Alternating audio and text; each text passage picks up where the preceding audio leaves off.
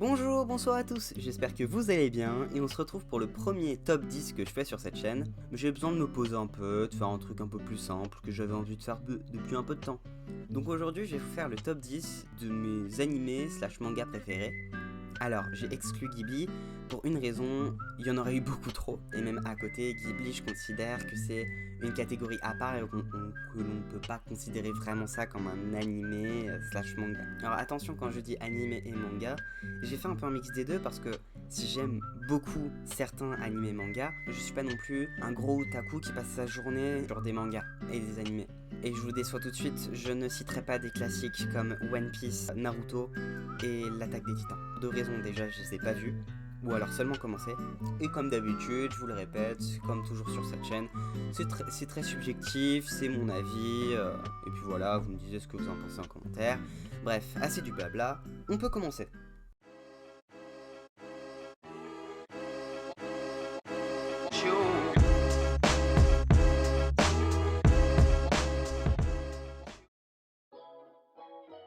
Barakamon est un des premiers mangas que j'ai lu. On va suivre l'histoire d'un calligraphe, on va dire, qui va s'exiler sur une petite île pittoresque avec très peu d'habitants, suite à une bêtise qu'il a faite à Tokyo. Quelque chose de parfois un peu sérieux, très intéressant par rapport à la calligraphie, et parfois un peu drôle quand même. Pour vous dire, à l'époque, ça m'avait donné envie de faire de la calligraphie, j'avais acheté de quoi faire. Après avoir terminé les mangas, j'en ai plus fait.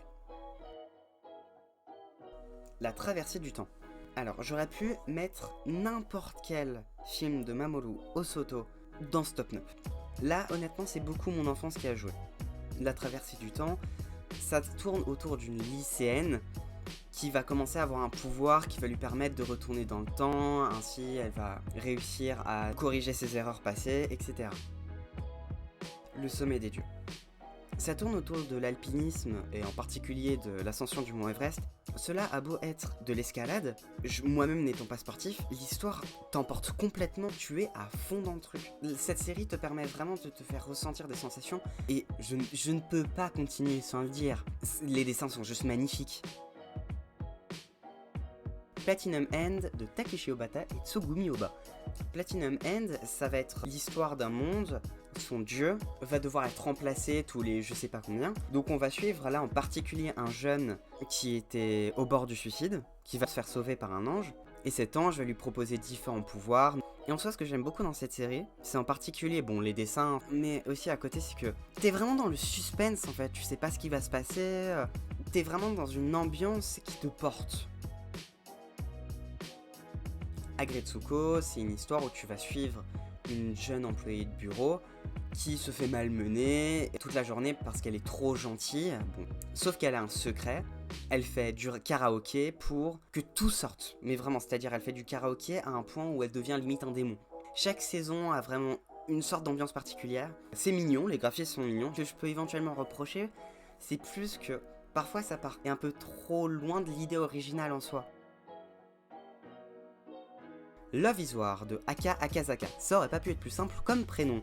Love is War, c'est l'histoire de deux adolescents qui sont dans une sorte de lycée pour riches ou alors très intelligents. Donc on va suivre un adolescent qui a réussi du coup à être élu au bureau des élèves et l'histoire de son assistante.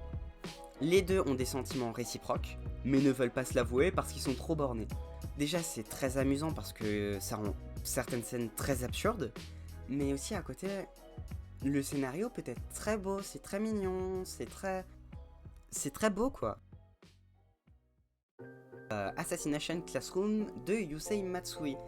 Un jour, une sorte de poulpe détruit la lune et menace de détruire la Terre. Mais il laisse une chance à l'humanité. Il laisse un an à une classe d'élèves, la fameuse classe d'élèves, eux, considérée comme très mauvaise. Il laisse un an à cette classe pour le tuer. Ce sera leur professeur. Donc ça donne quelque chose de très drôle où c'est des élèves qui doivent tuer leur prof.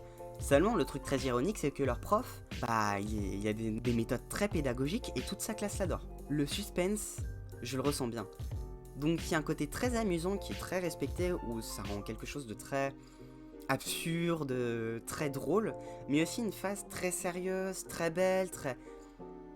T'es dans le suspense, je ressens des trucs, moi j'ai vraiment eu des moments où j'aspirais, où je sentais mon cœur battre. Erased de Taku Kishimoto. Ça va être un adulte qui a en quelque sorte le pouvoir de revenir quelques secondes dans le passé pour sauver un événement tragique qui va se produire, genre un accident de voiture, etc. Seulement, suite à l'assassinat de sa mère, il va à ce moment-là retourner dans le passé, mais 10 ans voire 20 ans en arrière, quand il est encore enfant, pas très joyeuse on va dire, disons que ça parle de tueurs en série, de suicides. Là, l'ambiance du suspense, elle est jamais autant présente. C'est très beau à côté. Il y a des histoires d'enfance, il est très intéressant et très beau. Ceux qui m'ont entendu dire Takeshi Obata et Tsugumi Oba l'attendent depuis tout à l'heure, je parle évidemment de Death Note.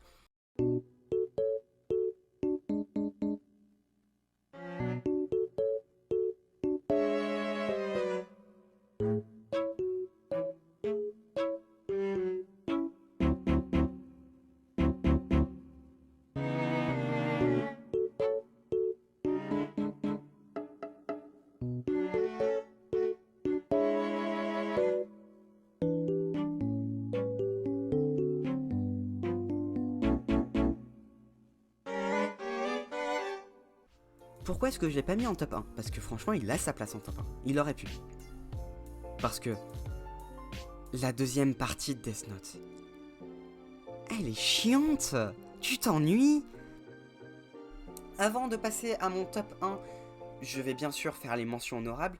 Je n'ai pas mis les enfants longs dans les mentions honorables, pas parce que je ne l'ai pas, mais parce que je ne l'ai pas vu. Donc je m'en excuse, il est dans ma liste des films à voir, les enfants loups. Le top 1, celui qui pour moi n'a presque aucun débat, Your Name de Makoto Shinkai. Your Name, c'est juste une explosion de sentiments. Bon, l'histoire de Your Name, pour ceux qui ne savent pas, c'est deux jeunes, à certains intervalles, ils vont échanger leur corps. Et ainsi, ils vont commencer à prendre connaissance et ils vont se rendre compte que c'est pas un rêve. Je vous invite vraiment à le voir parce qu'il est magnifique. Your Name, c'est un film, il est beau. Il est très beau, il est magnifique. Et je parle pas encore du scénario.